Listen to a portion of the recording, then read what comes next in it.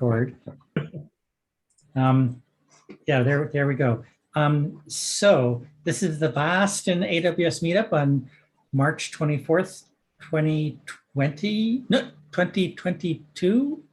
It's sometime, it's same day. I have no freaking idea when it is. But I know that we have Don Lucci, and we're very lucky to have him here talking about LambdaAtEdge. So as always, jump in with your questions anytime. And at the end of the night, stick around for a survey and a drawing for some swag. And with that, I'll turn it over to you. All right, thank you, Brian. Let me share my slides. Can everybody see my title slide? Yes. Yeah, we see your screen. All right, awesome. Hello, my name is Don Lucchini, and I am thrilled to be presenting to everybody tonight. I'm going to be talking about how we can use LambdaAtEdge to meet some very practical business needs. The format that I'm going for is going to be roughly half tech dive into LambdaAtEdge itself, and another half of examples of how and when you'd use it that are based on basically how I've used it in the past, which I think are good teaching tools. This is my second time talking here at the Boston user group, and I just want to say, though, that's not disjoint. It's really hard to keep a community together during the COVID pandemic, especially. Like, lots of Boston's vibrant meetup scene has just sort of disappeared now. And this group, I feel, used it as an opportunity to get a lot of good talent into this meetup, since we no longer had that physical boundary to worry about. So I've got a screenshot of myself from last year, like pandemic hair and all, in a breakout room with Jeff Barr from this meetup. So thank you, Brian. Thank you, Chris. Thank you, Yarrow, for planning and organizing. And thank you all of the attendees for continuing to come. This is the obligatory "why should you listen to me" slide. So I'm currently working as a cloud engineer on a team at Simply Safe.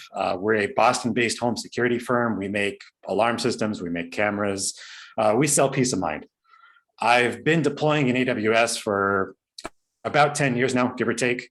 It started actually back when I was a QA engineer, and somebody said to me, we need to run more of it. And I got a whole bunch of desktops together and just ran lots of my system. And then somebody said again, well, we need to run more of it. And there was this shiny AWS thing, and here I am.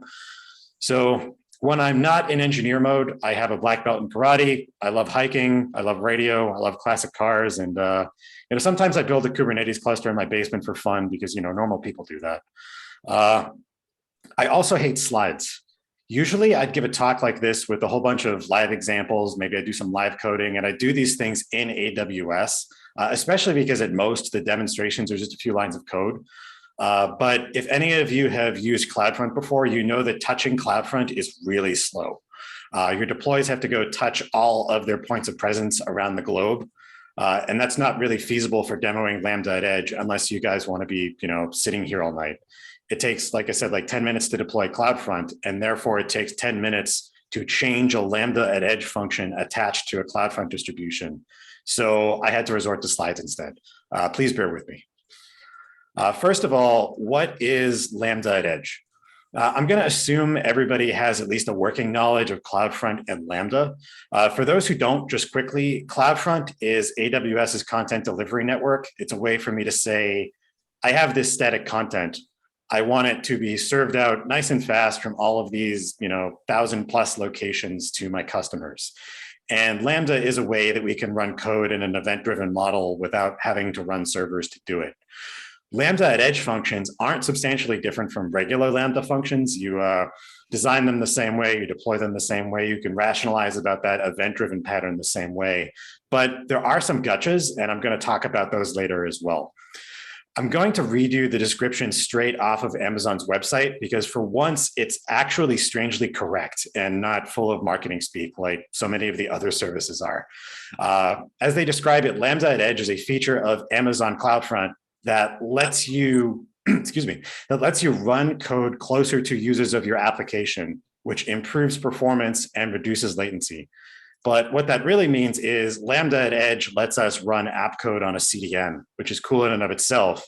But more practically speaking, what they really mean is LambdaAtEdge lets us programmatically control the behavior of the CDN at runtime.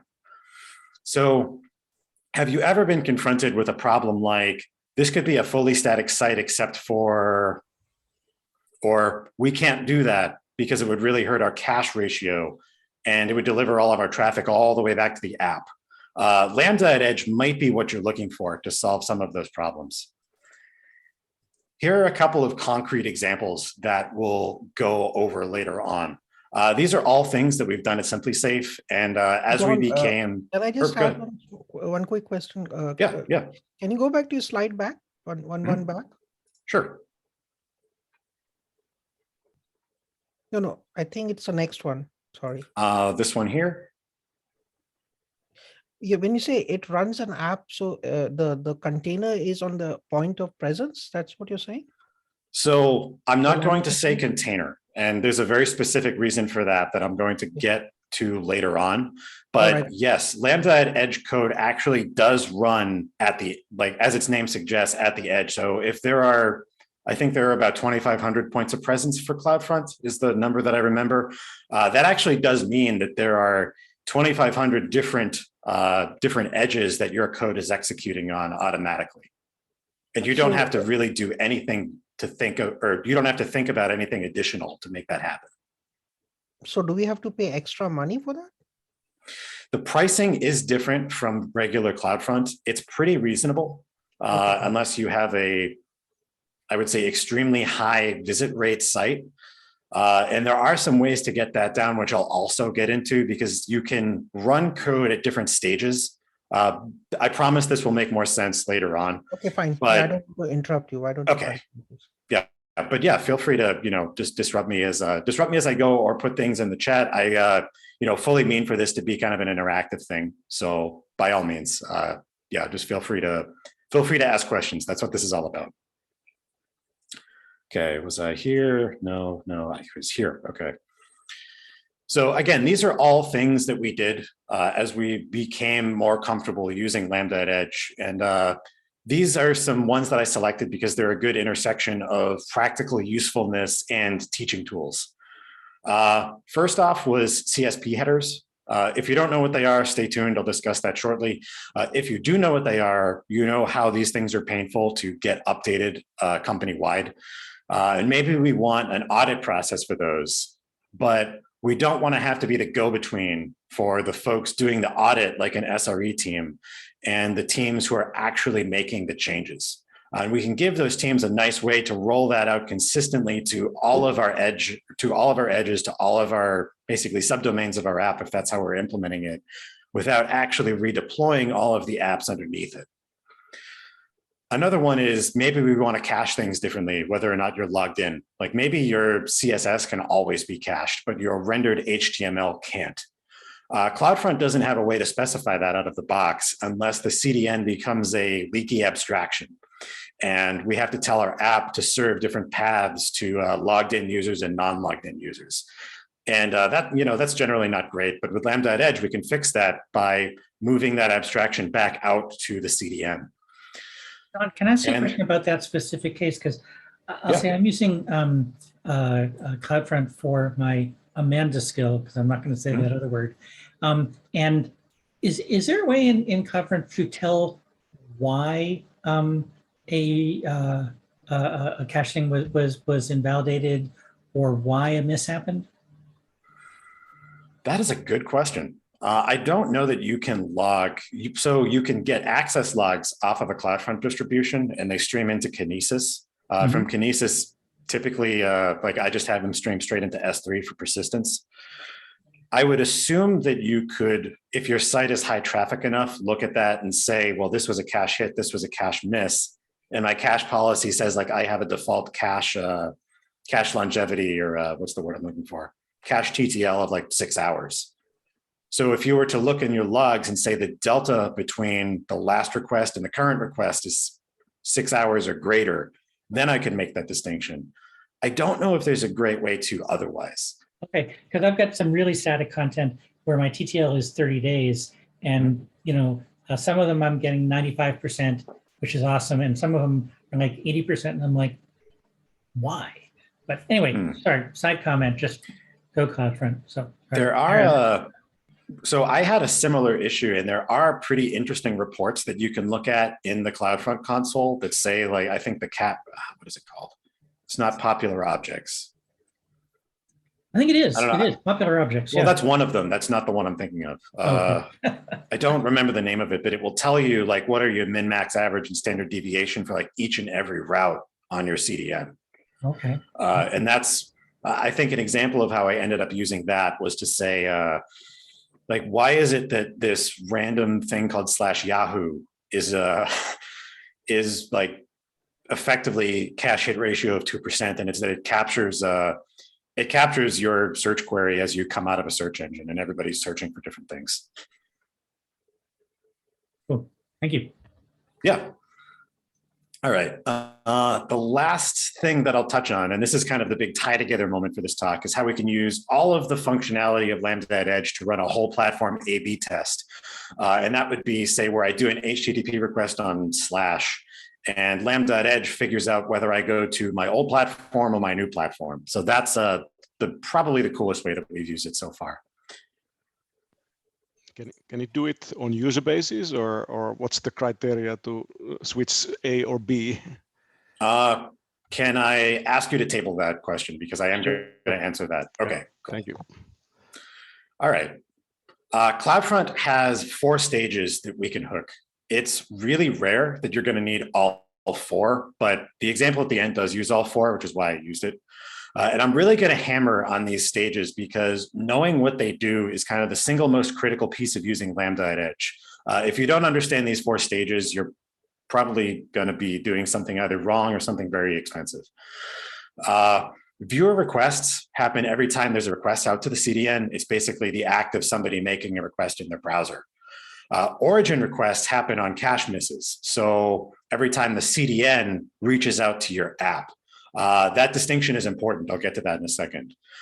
Origin responses happen when when your app serves something into the cache, and then viewer responses happen anytime the CDN responds with a page at all, be it cached or uncached. So here's my own breakdown of when you'd use those in kind of more plain English. For viewer requests, you're taking each and every request, and here's where you would modify it or act on it based on some criteria. Like maybe I need to make cookies part of my cache key if you're logged in, but ignore them completely if you're not. Here's where I could say, look at the cookies of a request and maybe delete all the cookies before I ever get to my origin. So I can make not logged in its own cache line. Origin requests are a bit different. You use these to determine how the cache is going to populate a cache line. Like, where is it going to go?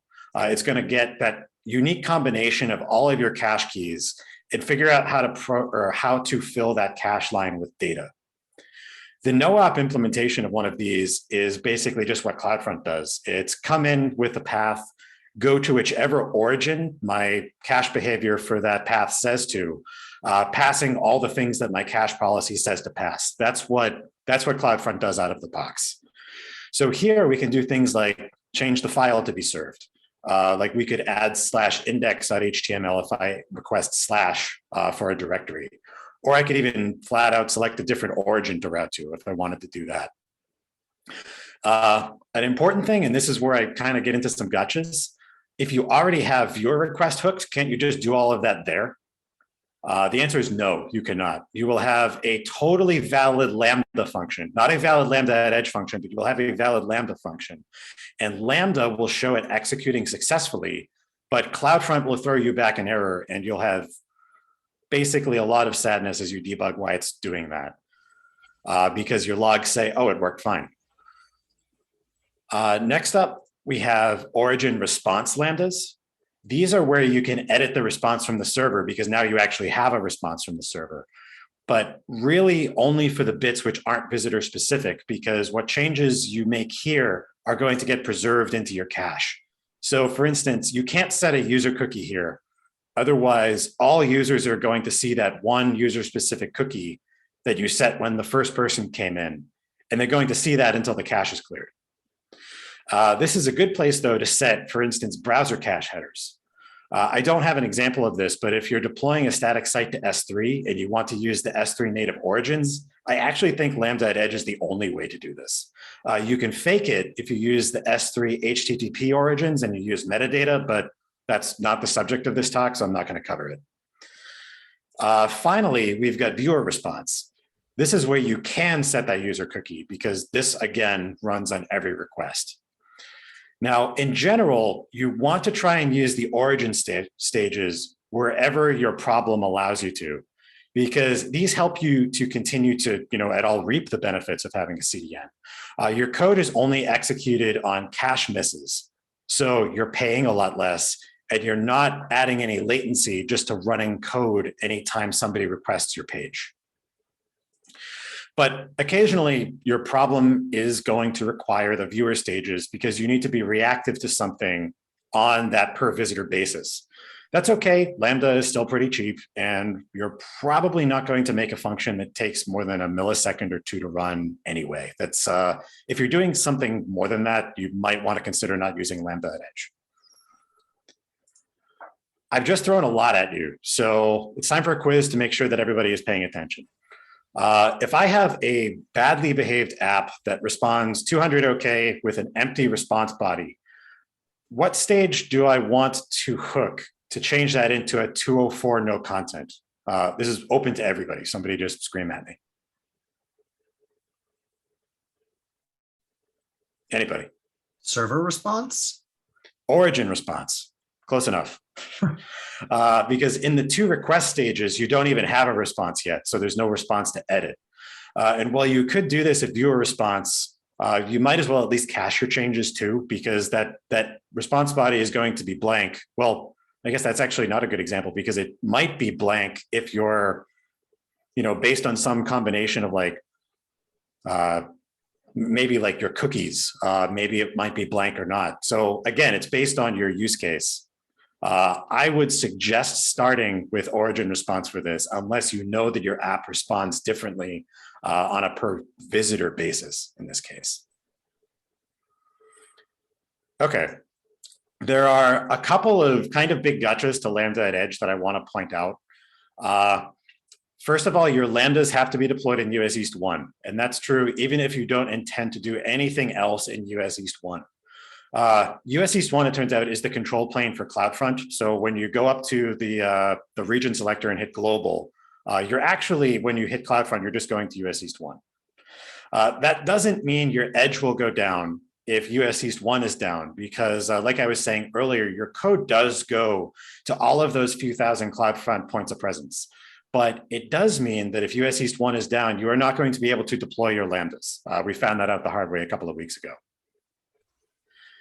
Regular Lambda has a maximum bundle size of 250 meg. It's plenty. On LambdaAtEdge, it's 1 meg. Because again, you're distributing this Lambda code to all of these points of presence that are not full on data centers. They're literally just like some compute and lots and lots and lots of disk. One question, in the Python and Node, if you have like a Python library, which is a wheel package, which has got a binary like C but executable, can we include that, or it has to be pure Python? Yeah, so this is much like Dockerized Lambdas. You can still build these. Okay. Or really, I shouldn't even say Dockerized Lambdas. I should say the non-Dockerized Lambdas, excuse me. You can build your dependencies in that Amazon Linux Docker image. I believe I've got the words right there. And you will end up with binaries that are compiled for the same type of host that will actually go and run the code on the edge. Okay, thank you. Okay.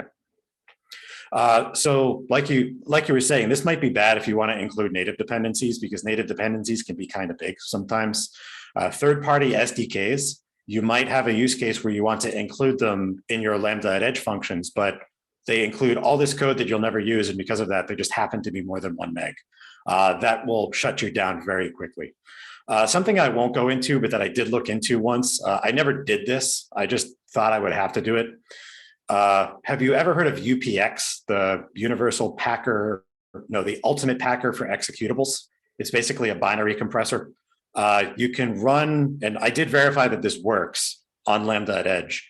you can pre-run all of your dependencies through UPX to get them to be really tiny and then send that up, and that works just fine. Hopefully you will never be in a position where you have to do that. So what does it do? It takes your executable and it compresses it and gives you a new file, which is a compressed one. Yeah, so think of it almost like self-expanding binaries. It's actually really useful for like the embedded space. I became aware of it because I was trying to run code on a router, and the router only had 32 megs of flash, and I wanted to run Golang. But it turns out that's a very similar problem here, and that's why I ended up trying to use it. Okay, thank you. Yeah, but definitely look up UPX. I'm sure somewhere, somehow, you will probably find a use case for it somewhere, even if it's not in LambdaAtEdge. Okay, next one is that only Python and Node.js are supported. So you cannot run Dockerized Lambdas, you cannot run Golang Lambdas, you can't run any of the other runtimes. It's just Python and Node.js. Response Lambdas, they don't execute on HTTP errors, which is unfortunate because one of the things that I was thinking about using this for was custom error handling.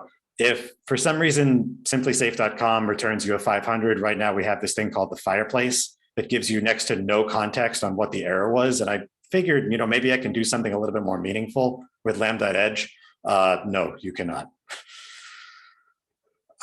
Regions have a special meaning for LambdaAtEdge. Your quotas are the big one.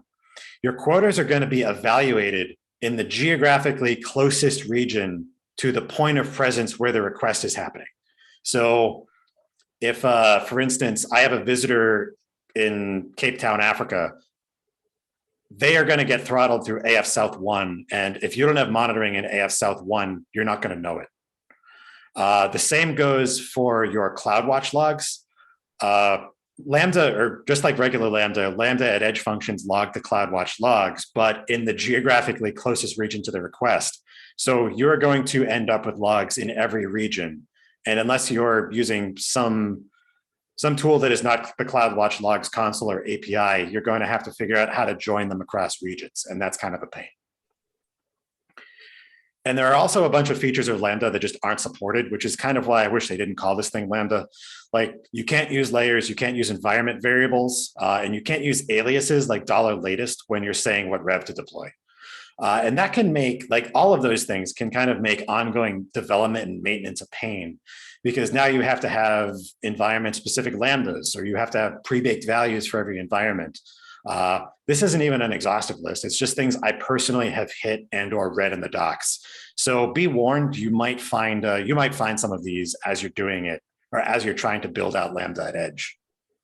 So if I haven't scared you off, well, actually, how about I just pause here for questions and see if anybody has any before I move on to code samples. So Don, I think this is obvious, but I'm sometimes wrong about things I think I know. You deploy the LambdaAtEdge in East 1, but it actually goes and is then run in all the places.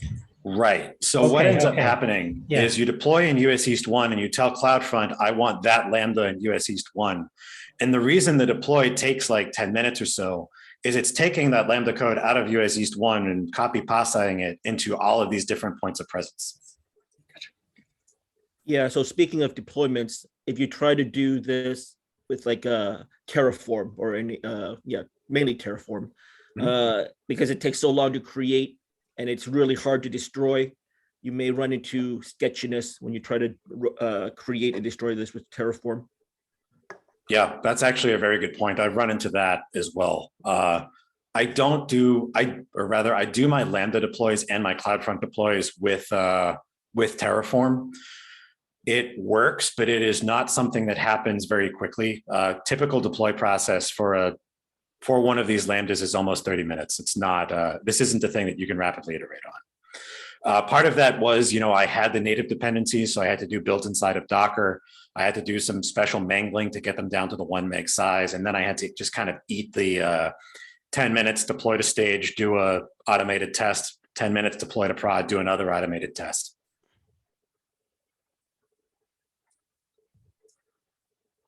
Right, anybody else before I move on? All right, let's jump into some code. We're going to set some content security policy headers on all of the files that we serve. I'm going to present all of my examples in Python because that's the language my team uses for all of these, but everything here looks very similar in JavaScript. There are tons of examples in the AWS documentation of, say, how you interact with the events that get passed back to you. So CSP headers were our original use case for LambdaAtEdge. And at the time, we were really hesitant to use LambdaAtEdge because we had absolutely no idea how it worked. And when you're saying, I want to put this code on the critical path for every request to every app, that scares your architects, that scares your engineers, that scares a lot of people. And we built a lot of safeguards in because we weren't sure how it would fail at that point. I've clean roomed all of this code because I don't want to show my employer's code. Just imagine what I'm showing you with a ton of error handling and a ton of logging, which I've omitted here for brevity's sake. So content security headers tell the browser, I am allowed to load third-party assets from these sites. And we wanted those to be managed across multiple services because we know, for example, we could load Optimize the Experiments, we could load the payment form from Chase, which is our credit card processor, but we should never load content from anywhere else like New Relic or Rollbar or whatever, because we just don't use that service, or we don't use those services. That would mean that somebody hijacked us and is loading potentially malicious code from somewhere. So that's a way that we can tell the browser, just don't even try it. Now, I'm setting headers on content that isn't user specific. So we are looking at an origin response Lambda. Up at the top of my function, I have a list of CSP elements and where I'm allowed to load them from. And it's different in QA and prod because, like I said, there are no environment variables. But CloudFront is going to pass me this event that gives me all of the contextual information about the request that triggered it, like the host header. And I can use that to figure out whether I'm in QA or prod. In this case, I just did something really naive. And I said, if the string QA is in the host header, then I'm in QA. Otherwise, assume I'm in prod. So I'm going to get the headers. I'm not going to go through the Pythonic bit there. You can see what the output is in the comment. I'm going to get the header. I'm going to stuff it back into the response headers and note that it's downcased. It's an array. And this is kind of how CloudFront deals with the HTTP spec. The HTTP spec says you can set the same header as many times as you want. And it also says that they are positionally relevant. And it says that headers are supposed to be case insensitive. So this is how CloudFront exposes the spec to you, the user. It also means that if my app had sent a CSP header, this actually would have overridden it because I'm just doing header equals my new content. But again, this is literally just code. I could have made my code insert or merge or do something more complicated.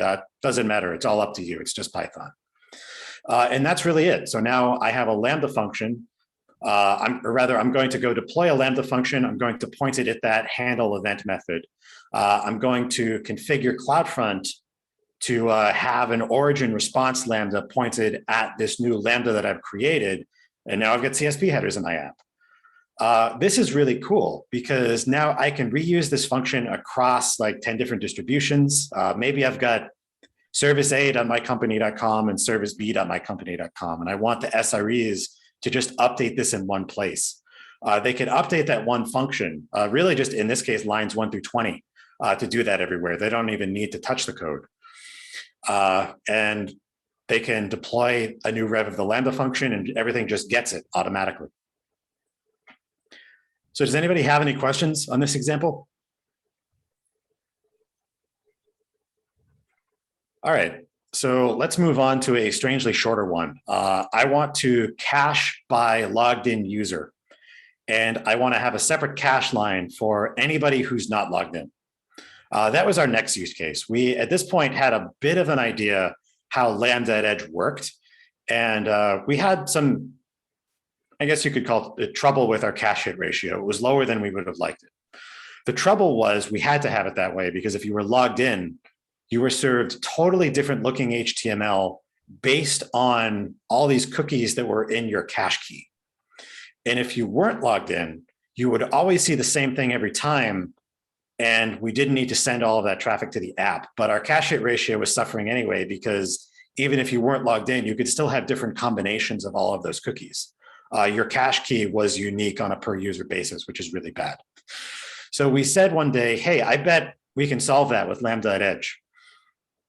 The differentiator, this is just an example, when you're logged in, maybe I have this cookie named user and it's set to my user ID if I'm logged in, and it's just not set at all if I'm not logged in. So I can do what I was doing, cache on just like all of the cookies, but that's terrible. If I have a tracking ID in my cookies, which by definition is a per user cookie, that's the worst case. Now every user has a separate cache line and my cache hit ratio is 0%. I don't want that. So at viewer request time, I'm going to see if that user cookie is set. Now note that I'm using .get here because your request can be valid and have no cookies. The HTTP spec allows that. It cannot be valid and not have a host header, like in the previous example. So if I find cookies, but I don't find the user cookie, all I need to do is delete all the cookies.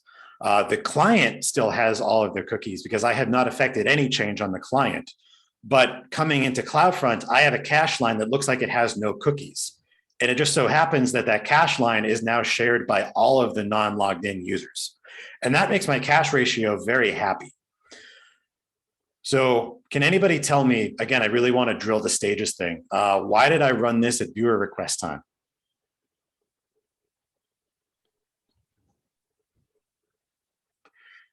All right, if I did it at origin request time, CloudFront would have already built the cache key. So we'd have already said we're caching on all of the cookies, and then it just would have deleted all the cookies before it sent the request to my app. And then my app would have no cookies. And that's totally not what I want, because then my app would just think no users are logged in. Okay, so let's talk about the example where we'll tie all this together into something really coherent. About, I think it's maybe 7-8 months ago now, we wanted to change out the system behind our main website where you go to buy a Simply Safe. We wanted to run a platform A/B test. A, in this case, is the old thing that we had been serving out of our default origin for 10 plus years. And B is the new thing with just a different origin entirely. I've distilled as much of the spirit of what we did into some very small, like 10 or 15 line LambdaAtEdge functions. But just to give you an idea of how LambdaAtEdge scales, we had a vendor SDK plugged into ours, and we were using that to do bucketing. And there were about, I think it was 400 or 500 meaningful lines of code. We had a really large list of things that couldn't go to the new platform, so it was probably more like 3,000 lines, but I'm gonna ignore that for now. So my gratuitous example of this is I just wanna blindly send 50% of my traffic to origin A and 50% of my origin traffic to B. So at viewer request time, I'm going to assign them just a random integer as their visitor token. And now going back to like math, if I take any random integer mod 2, statistically half the time I'm going to get 0 and half the time I'm going to get 1. So that's a Boolean. I'm going to set my routing token based on that. Either I go to the new one or I don't. At origin request time, if that routing token says I'm going to go to platform B, I'm going to route you to the new platform. Otherwise, I'm just going to do nothing. I'm going to let CloudFront do what it would have done out of the box. At origin response time, I'm going to turn that header into a cookie. I can't do that at request time because there's no response in a request. Like I can't set responses there. And finally, at viewer response time, just as a demo, I'm going to do the same thing with the visitor token so that I can do all sorts of horrible things to you, like track you with Google Analytics. So here's the code for doing a viewer request. I'm going to set 2 headers. I'm going to set a visitor ID and I'm going to set a route that's derived from that visitor ID. Your route header needs to be configured as part of your cache key in CloudFront. Otherwise, this won't work. That's because the origin request Lambda will not see that route header if it's not set in the cache key. Your visitor ID shouldn't be, because then, again, going back to the first example, your cache hit ratio will be awful. So we're going to compare that random token mod 2, set a route, and return the new modified request. Or if I already have a route, I'm just going to set it in a header. We're done. That's all the code that you need to do that. And what you can see here is there's a neat trick to pass messages across the 4 stages. You can set request headers. If their headers are part of the cache line, your origin functions are also going to see them. And if they're not, your origin lambdas will not, but your viewers lambdas will. Does that kind of make sense? Okay. Here's the code for doing an origin request. Here's where I'm going to see if I have that routing header set to B from the earlier viewer request lambda. If it's set to B, I'm going to change the origin to platform B. The syntax of everything that you have here, it's documented. I have the link at the bottom. I will say that the syntax for modifying the big event blob is very verbose. I'm not going to get into the nitty gritty. I'm just going to tell you that generally every field is mandatory. And that's not just for this example, it's for basically anything that you could do when you're changing that request object. But luckily it is well documented in that link that I've got down there. Here's the code for doing an origin response. This one's tiny.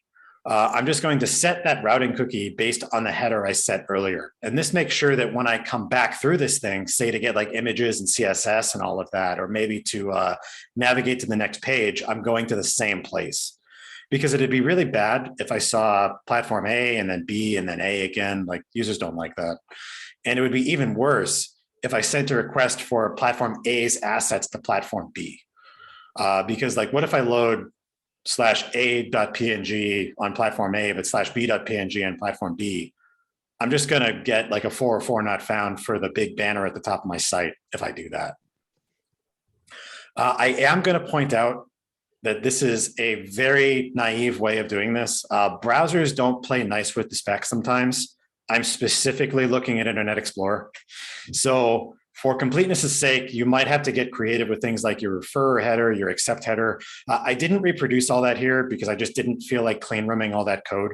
And I really don't want to copy and paste code I wrote for my employer. That, by the way, is also why all of this code is screenshots and not text boxes. I don't want people copying and pasting this and then telling me it breaks in some weird way, because I did like the most basic testing humanly possible on this code. Finally, here is the code for doing a viewer response. It's the same thing, except you'll remember that we didn't always reset the visitor ID. So here we just have to do the null check to see that it's set first. And other than that, we set our cookies, we set our headers, and we're done.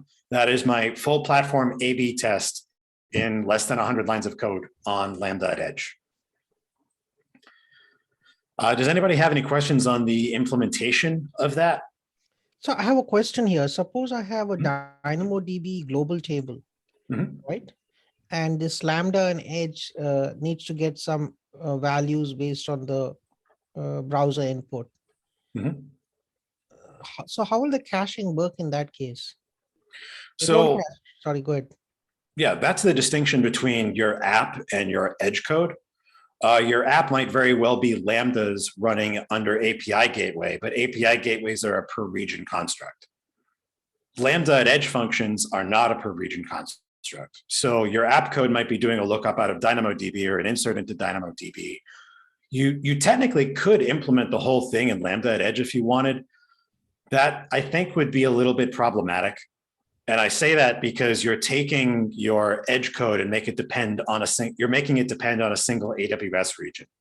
That's something that we discussed about, like getting back to, we had a big 1,000-line just list of paths that couldn't participate in this process. And we talked about, like, could we throw it in S3? The answer is yes, we could have done that. The reason we didn't is that now we had the edge taking a dependency on one particular region to go do that S3 fetch. We also could have done something creative, like if US East 1 is down, use US East 2, and if US East 2 is down, use US West 1. Or we could have even done something really creative, like figure out what the geographically closest region is from that request event, because it will tell you, but it just didn't make enough sense for us to go do it. Okay, thank you.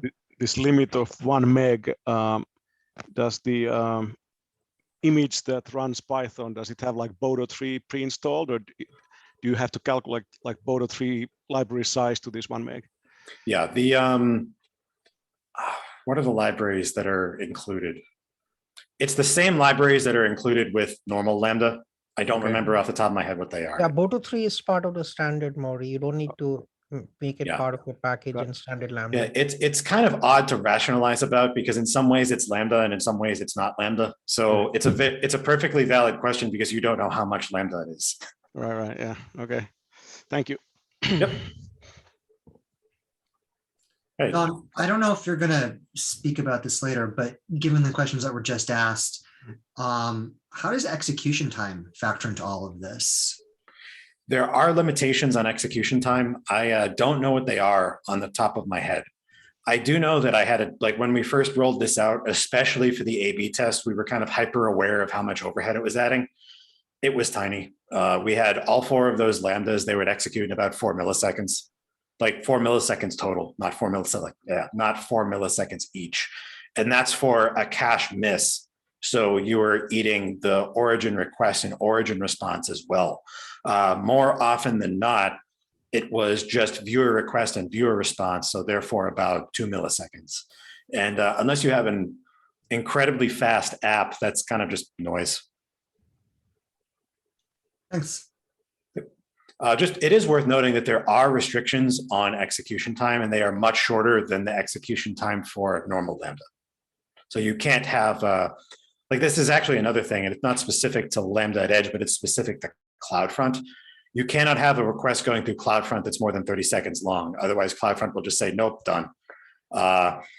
So even if, like we know that that is the upper bound just based on what CloudFront can do, it might be shorter than that even, but you definitely cannot have like minutes long Lambdas running at the edge. That's actually what I was getting at with my question. Okay. When people were asking about things like the possibility to do database queries from a Lambda and something like that might have higher latency. And I was wondering if you guys have had to take any of that into account and saying, oh, well, we'd like to do this in a LambdaAtEdge, but we are worried the execution time will be too long because of reasons for whatever it is. And so we can't do it in a LambdaAtEdge. So this is an interesting thing. Remember how I said I was using that vendor SDK for a platform or for our A/B test? It actually had a callback to the platform, which we were not, or rather, that really increased latency to like 20 milliseconds because we had to have the edge go and do a get on somebody else's edge. And that was just like, no, we're not doing that. So this is not anything to do with LambdaAtEdge. This is the thing that we decided to do. We actually cracked open the SDK because it's open source. We made it not do that. And then we took the bit that did the callback and put it in our front end code so that the front end would do it when the browser loaded the code or loaded the app the first time. And we did that because we didn't like, in the event that the vendor was down, we could have very well brought our app down and we really didn't want to do that. So that was yet another thing that we ended up doing. Like I said, these are purposefully contrived and simplistic examples that kind of belie the underlying business case. When you say app, is it like a mobile app or it's a web app? Could be anything. For us, it's the old platform was Drupal. The new app is, I should know this. It's not Hugo. Is it Jekyll? It's some static site generator that I can't remember the name of off the top of my head. And there's a separate, like a totally separate API for, and that's based on API Gateway and like much more modern technologies. But I really like how they've separated the UI from the API that way, because now we can have, the UI is just static files in an S3 bucket served through CloudFront. And that, especially for us, that's neat because we have a number of nightmare scenarios at Simply Safe. One of them is called the Super Bowl. If we run a Super Bowl ad, all of a sudden in this like little 5-second window, everybody goes to simplysafe.com. And if you have a bunch of static content and nobody ever starts clicking add to cart, then you have zero API overhead to that. Another one is called Black Friday, where we drive like 10 times the number of visitors to the site than a normal day. And if you don't have to pre-warm all of this capacity just to deal with the people who are coming to see, like, do I actually want to buy this thing? I don't know. I haven't made up my mind yet. We don't have to go spend money on them, which is really nice. I was just struck by the fact that you mentioned IE. It is a I thing thought that it was- people use. Really, still, okay. We've decided not to support it, but there are like Safari has this weird thing it will do where it doesn't send, what is it? I think it doesn't send refer headers or like, oh, what is it? I can't Yeah, remember you're the right. specific case, but Or like if you do it's the a, track, yeah, if you remove the advertiser tracking ID or cookie on your phone. it's actually not that. It's something that's a behavior of WebKit, the engine, where if you load an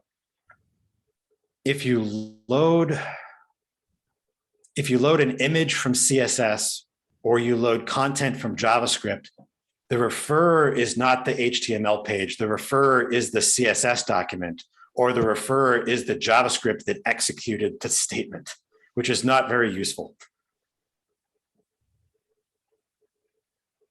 So like I want to know that I was at /index.html and it tells me that I was at like /stylesheet.css. And I'm looking at this saying like, this makes no sense. What browser is this coming from? And if you break it down by browser, it's like just Safari that does this. Like browser vendors are not really on board with, or I shouldn't say that. The spec is just too open-ended, but I digress. All right, any other questions? All right, well, that's all I've got for tonight. Again, thank you all for letting me get up here and talk. If you'd like to know more about me or go get a copy of these slides, you can either take the URL at the bottom, or if you really trust me, scan the QR code. But yeah, if anybody has any other questions before we break, I'd love to answer them.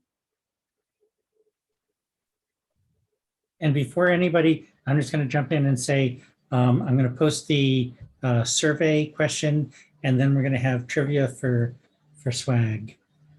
So let me just grab the survey. So if anyone has questions.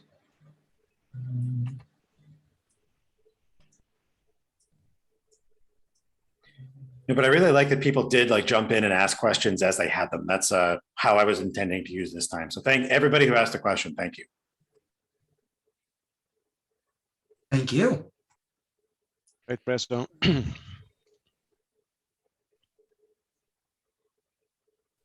Okay, I just sent the survey in, and the way we do and so the swag is one of our Boston duck mugs, which are pretty popular. And the way we do it is we ask a trivia question, and first person who posts the answer in Slack wins. And right now I can only send in the US, unfortunately. And Don, I think you had a trivia question? Yes, do you just want me to go ahead and ask it? Yeah, and so then you monitor the Slack and you say when someone won. All right. When you say Slack, do you mean the Zoom chat or do you mean the Slack? Of course, I mean the Zoom chat. Only an idiot would have said this Slack. Not the Slack, the Zoom chat. All right. I will say for the record, today is National Cocktail Day. So there you go. I'm gonna have to cash in on that later. So I went simple because I couldn't think of a good one. What year was LambdaAtEdge released? Do we just shout out the answer or? No, Shout put out it the in answer. chat. Put it in the chat, Oh, not in Slack. it was. All right, Drew's got it. 2017. Oh, that early. I used Okay, it. so Drew, if you can send your postal email to me, Brian Tarbox at Gmail, I will get you out one of our mugs. And actually, let me just. And for those of you who are here and would like to do a talk like Don, I am going to post the URL for signing up to give a talk. We're always looking for new and interesting folk. And just a thought, we do have we actually have a pretty good backlog or a pretty good pipeline of talks coming up. We do have an opening in a month or two. And just sort of just general feedback. Would you prefer another one of our sort of technical-ish talks like this, tell me your horror story kind of talk, or we've also talked about doing a cage match on databases or code inspection techniques, or CI/CD, CloudFormation, Terraform versus CDK, and so on. So any thoughts on, because we can slip in any of those, but I'm just curious to see what people might like. I have a question for Don, if that's okay. Of course. Yeah, go for it. Don, is there anything, are there any use cases that you can share where you thought, wow, this is a great use case for LambdaAtEdge, and then you tried it and you were like, no, it was not. Remember that thing about error handling with the fireplace? Yeah. That's the one. That's the one that comes to mind, because I really wanted to be able to put like something in the, so when I say the fireplace, I can't just go make simplysafe.com do a 500 at will. Otherwise I would go fix that. But if I could, I would show you what happens. You literally just get a GIF of a toasty fireplace with like people in warm socks in front of it. And it says, we'll be right back. And I wanted to make that, if somebody was getting this repeatedly, they could call in with like a visitor ID or something. And I figured, oh, that's a great thing to do with LambdaAtEdge. I can get all of this context, not just of like the visitor ID, but like maybe something about what the app was doing. The answer is no, you can't do that, because, response lambdas just don't execute if your app responded with a 400 or a 500, which is, to me, kind of unfortunate. Is that something where Amazon said anything about changing that potentially, or is that just, this is the way it is? I haven't asked, so I couldn't say. Another thing that like I would love it if, this is the thing that we haven't discussed at Simply Safe, but we discussed at my previous employer, VMware, like could we somehow for a limited set of failures kick over to the status page? Like if we have updated the status page and we get a 500, could we automatically display the status page rather than just immediately chuck people to the status page and people will say all systems operational? Like that's bad. That's a place that I would have thought to use it. Check the status page via API if we got back a 500. If it says there's an event there, chuck you over to the status page. If not, then just show the 500. But for the same reason, can't do it. But it doesn't, it sounds like there haven't been any cases where you thought like, oh, this would be good, and you tried something and it didn't work. It's just, there are certain things that the way Amazon has designed it, it's just not an option to even try it in the first place. That's actually how I found out about it, is I tried to do it. As far as like, I see what you're getting at though. I think you're asking like, have I done something, rolled it out and functionally it worked, but non-functionally not really? No, I haven't run into anything like that. Cool, thanks. Yeah, I was just wondering if there were like any sharp edge cases where, something looks one way in the documentation and you try it in practice and you find it's a very different experience that doesn't work. I will say the documentation is dense. Interpreting it is kind of difficult. It says the right thing. The difficult part is like, I have a college degree. Is it enough of a degree to read this?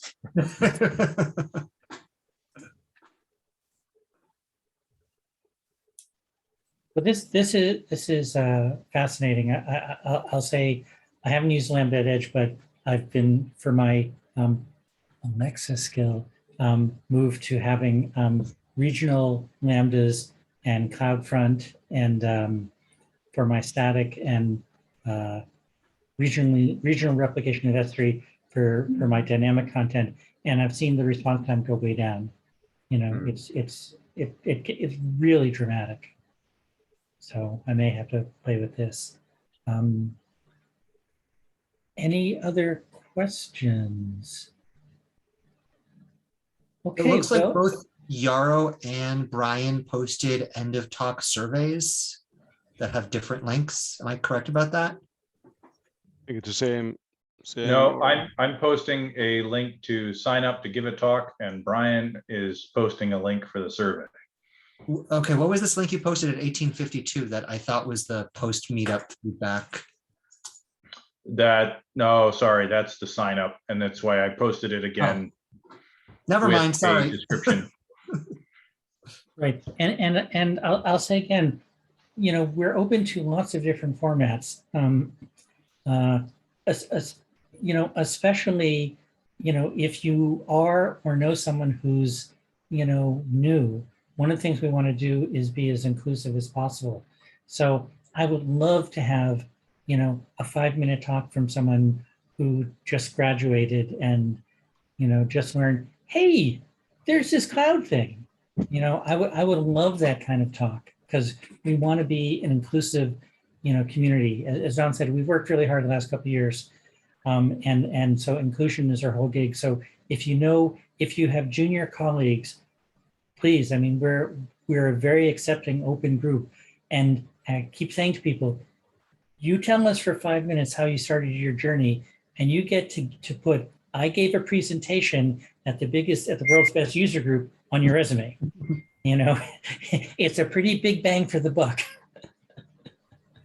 You know, that might I will actually say, be. Brian, Go ahead, sorry, Don. I will say, Brian, we are getting some talk submissions where people are not describing what they want to talk about. And so if you want to give a talk and you're not sure what you want to talk about, reach out and let's discuss. But if you just throw a, hey, I want to give a talk, and you've got nothing there, yeah, I don't know what to do with Do you that. have a sample of what you need from an outline?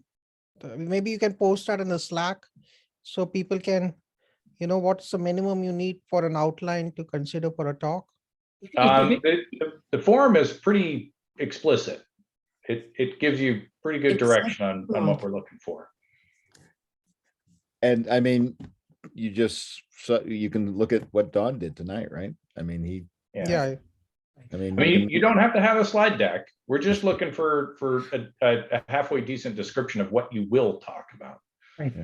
And what I'm saying also is that you really can have a 2-minute, a 5-minute, hey, I just graduated, you know, I'm interning at company XYZ. I'm just learning what the cloud is.